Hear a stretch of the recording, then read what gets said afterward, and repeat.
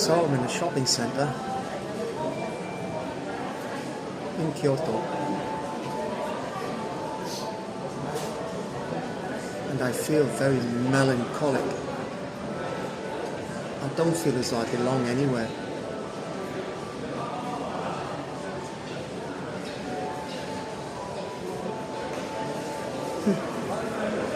Then again, I never did.